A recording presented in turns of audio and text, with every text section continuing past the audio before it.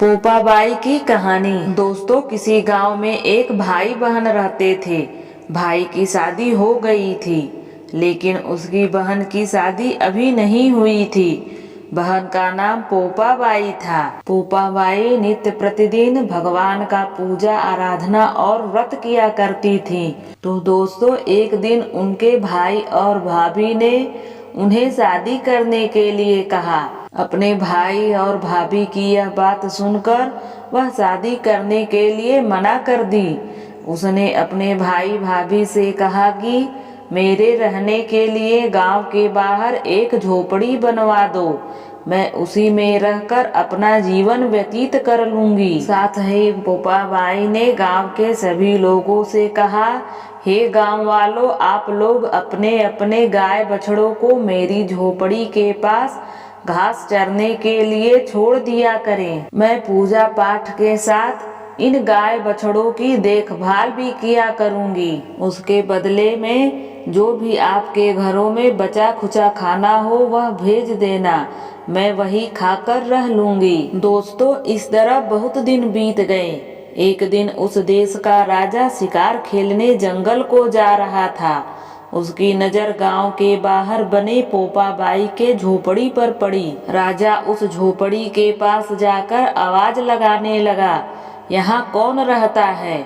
जब कोई भी उत्तर नहीं मिला तो झोपड़ी के दरवाजे को खटखटाने लगा। खटखटाने की आवाज सुनकर पोपाबाई ने अंदर से पूछा, बाहर कौन है? बार बार दरवाजा क्यों खटखटा रहे हो? क्या काम है? तब राजा ने उत्तर दिया, मैं इस देश का राजा हूँ। मैं तुम्हारे साथ विवाह करना चाहता हूँ। पोपाबाई ने कहा, अपने महल को लौट जाओ। मैं पराये पुरुषों का मुंह तक नहीं देखती। लेकिन राजा ने उसकी बात पर ध्यान नहीं दिया और बलपूर्वक पोपाबाई को उठाकर अपने घोड़े पर बैठाकर महल की ओर चल पड़ा। पोपाबाई ने राजा को श्राप दे दिया, हे राजा, तेरा राजपाट सब नष्ट हो जाएगा। महल में पहुंचकर राजा ने अपनी रानियों से सारी बात बताई। पूरी बात सुनकर रानियों ने राजा से अनुरोध किया कि वह पोपाबाई को सही सलामत उसकी झोपड़ी पर छोड़ आए।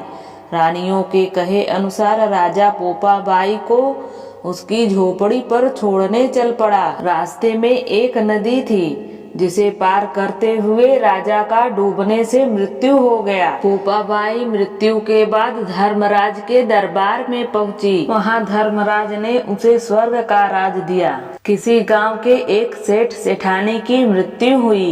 वे दोनों मृत्यु लोक से स्वर्ग लोक को आए, लेकिन स्वर्ग का दरवाजा बंद पड़ा था। उन दोनों ने धर्मराज जी से स्वर्ग का द्वार खोलने के लिए विनती की। तब धर्मराज ने कहा कि इस पर पोपाबाई का राज है। सेठ सेठानी ने कहा, हम पोपाबाई को नहीं जानते। तब धर्मराज ने कहा कि मैं तुम दोनों को 7 दिन के लिए मृत्यु लोक में भेजता हूँ। वहां जाकर 8 खोपरा में राई भरकर 5 कपड़ा ऊपर रखकर कहानी सुनना और उद्यापन करना और इस प्रकार कहना, राज है पोपाबाई का, लेखा लेगी राई राई का। बोलो पोपाबाई की जय। दोस्तों, तो आपने देखा किस तरह अच्छे कर्म करने वाले व्यक्ति को स्वर्ग मिला और गलत काम करने वाले को नर्क भोगना पड़ा।